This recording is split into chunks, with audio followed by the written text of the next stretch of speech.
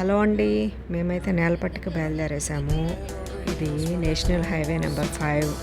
ఇలా మనం స్ట్రైట్‌గా వెళ్ళామంటే చెన్నైకి వెళ్తాము.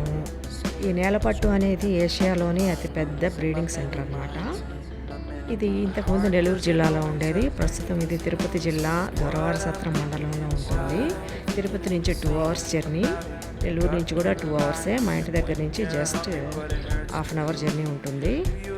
ఇలా లెఫ్ట్ సైడ్ ఒక రోడ్డు వస్తుంది. ఇదే నేలపట్టు. మనం 2 కిలోమీటర్స్ ఇలా ఫారెస్ట్ నుంచి వెళ్ళాల్సి ఉంటుంది. ఇక్కడికి ఒక 18 రకాలైనటువంటి పక్షులు చాలా విదేశాల నుంచి చాలా వేల మైళ్ళ దూరం దాటుకుని ఇక్కడికి వస్తాయి. ఇది మెయిన్ ఎంట్రన్స్. ఇక్కడ మనం టికెట్ తీసుకోవాల్సి ఉంటుంది. బైక్ అయితే 50 రూపీస్, కార్ అయితే 150 రూపీస్ టికెట్ తీసుకొని లోపలికి వెళ్ళాలి. ఇక్కడ లెఫ్ట్ సైడ్ మనం జింకలను చూడొచ్చు. పిల్లలైతే బాగా ఎంజాయ్ చేస్తారు.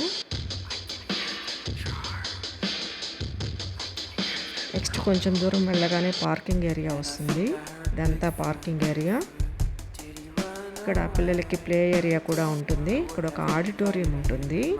ఈ ఆడిటోరియంలో ఈ పెలికాన్స్కి సంబంధించినటువంటి మూవీ ఒకటి ప్లే చేస్తారు. ఇది ఆడిటోరియం ఎంట్రన్స్. ఈ ఆడిటోరియంలో లోపలికి వెళ్తే ఈ విధంగా పెలికాన్స్ ఇవే ఇక్కడ మెయిన్ అట్రాక్షన్ అనమాట. వాటి బీక్స్, వాటి ఫీట్, వాటి లైఫ్ స్టైల్ ఏంటి, అవి ఎక్కడెక్కడి నుంచి వస్తాయి, వాటి పేర్లు ఏంటి, ఇవంతా మొత్తం ఇన్ఫర్మేషన్ అంతా మనకి ఇక్కడ ఉంటుంది. ఇక్కడ బర్డ్ కాల్, ఇక్కడ మనం టచ్ చేస్తే ఆ బర్డ్ ఎలా అరుస్తుందో అలా అక్కడ మనకు వినిపిస్తుంది. ఇదంతా బర్డ్స్కి సంబంధించినటువంటి ఇన్ఫర్మేషన్ అన్నమాట.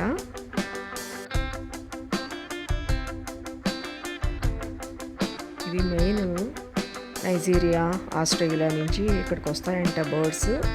ఎందుకు వస్తాయంటే అక్కడ -డిగ్రీస్లో వాటర్ అంతా గడ్డగట్టిపోతుంది. ఇది మెయిన్ వెళ్ళాల్సినటువంటి ప్లేస్. ఇలా 2 కిలోమీటర్స్ వెళ్ళాలి. మనం వాటర్ తీసుకెళ్తే బాగుంటుంది. బట్ ప్లాస్టిక్ని ఎక్కడంటే అక్కడ వేయకూడదని బోర్డులు పెట్టుంటారనమాట. ఇది ఒక 1200 ఎకర్స్లో ఉన్నటువంటి చెరువు అండి. ఇక్కడ మ్యాంగ్రూవ్ ట్రీస్ ఉంటాయి. ఆ ట్రీస్ మీదనే వచ్చి అంటే అక్టోబర్లో ఇక్కడికి వచ్చి ఏప్రిల్ వరకు 6 మంత్స్ పాటు ఇక్కడ ఉంటాయి. చూడండి రకరకాలైనటువంటి పక్షులు, వాటి విన్యాసాలు చూడటానికి 2 కళ్ళు చాలవన్నమాట. అంత అద్భుతంగా ఉంటుంది ఇక్కడ.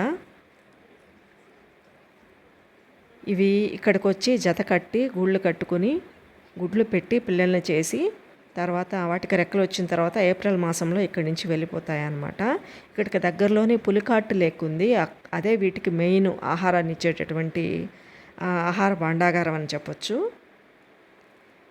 ఇక్కడ ఇవంతా మనకు లెఫ్ట్ సైడ్ కనిపిస్తాయి. రైట్ సైడ్ అంతా పచ్చని పంట పొలాలు. ఈ పక్షులు ఇక్కడికి రావడం వల్లనే పంటలు బాగా పండుతాయని ఇక్కడ రైతుల యొక్క నమ్మకం.